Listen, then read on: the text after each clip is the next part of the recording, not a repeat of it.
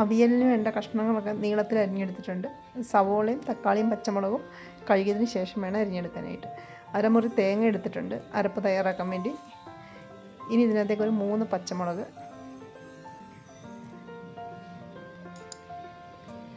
ഒരു 1/4 സ്പൂൺ മഞ്ഞൾപ്പൊടി. പച്ചമുളക് നമ്മൾ കാന്താരി മുളകാണെങ്കിൽ നല്ലതായിരിക്കും കേട്ടോ, ഉണ്ടെങ്കിൽ കാന്താരി മുളക് എടുത്താൽ മതി. കുറച്ച് ജീരകം,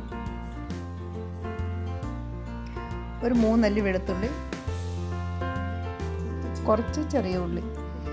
ഇനി ഇതെല്ലാം കൂടി ഒന്ന് ഒതുക്കിയെടുക്കാം. അവിയലിന് ഒത്തിരി നന്നായിട്ട് അരയേണ്ട ആവശ്യമില്ല, മിക്സിയിലിട്ട് ചെറുതായിട്ടൊന്ന് ഒതുക്കിയെടുത്താൽ മതി. ചില സ്ഥലങ്ങളിൽ അവിയലിനകത്ത് വെളുത്തുള്ളി ചേർക്കില്ല, വെളുത്തുള്ളി നിങ്ങൾക്ക് വേണമെങ്കിൽ ചേർത്താൽ മതി കേട്ടോ. നമ്മൾ കഷ്ണങ്ങളെല്ലാം കഴുകി കുക്കറിനകത്തേക്ക് ഇട്ട് കൊടുത്തിട്ടുണ്ട്. ഇനി നമുക്കിതിനകത്തേക്ക് പാകത്തിന് ഉപ്പ് ചേർത്ത് കൊടുക്കാം. പാകത്തിന് ഉപ്പ്, ഒരു കുറച്ച് മഞ്ഞൾപ്പൊടി,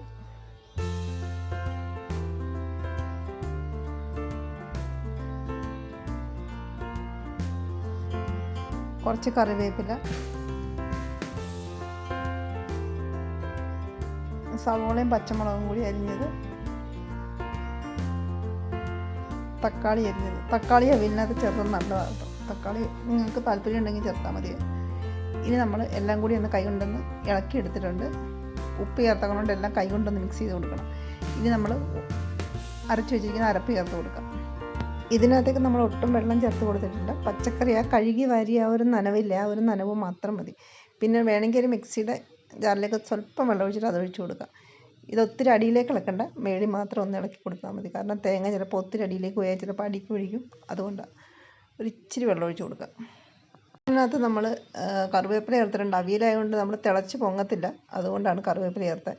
തിളച്ച് പൊങ്ങുന്ന ഒരു കറിക്കകത്ത് നമ്മൾ കുക്കറിനകത്ത് കറിവേപ്പില ഇട്ട് കൊടുക്കാൻ പാടില്ല. വിസിൽ ചിലപ്പോൾ അടഞ്ഞ് അതിന് കുക്കർ ചിലപ്പം പൊട്ടിത്തെറിക്കും. അതുകൊണ്ടാണ് ഒരു വിസിൽ അടിച്ചതിന് ശേഷം സ്റ്റൗ ഓഫ് ചെയ്തിട്ടുണ്ടായിരുന്നു. എയറൊക്കെ പോയതിന് ശേഷം നമ്മളിപ്പോൾ തുറന്നിട്ടുണ്ട്. കഷ്ണങ്ങളൊക്കെ ഒന്ന് വെന്ത് നോക്കാം. കഷ്ണമൊക്കെ പാകത്തിന് വെന്ത് വന്നിട്ടുണ്ട്. ഒരു വിസിലടിച്ചാൽ മതി, കൂടുതൽ അടിച്ചു കഴിഞ്ഞാൽ കഷ്ണങ്ങളൊക്കെ വെന്ത് കലങ്ങി പോകും. ഇത് നമുക്ക് പുളിക്ക് വേണ്ടി തൈര് ചേർത്ത് കൊടുക്കാം.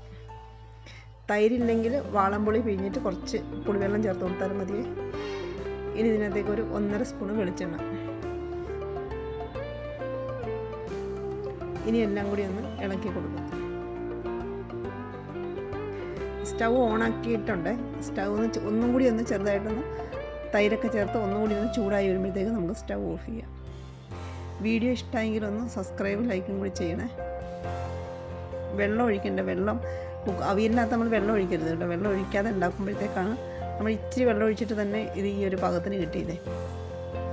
അപ്പം വെള്ളം ഒട്ടും ഒഴിച്ചില്ലെങ്കിലും കുഴപ്പമൊന്നുമില്ല.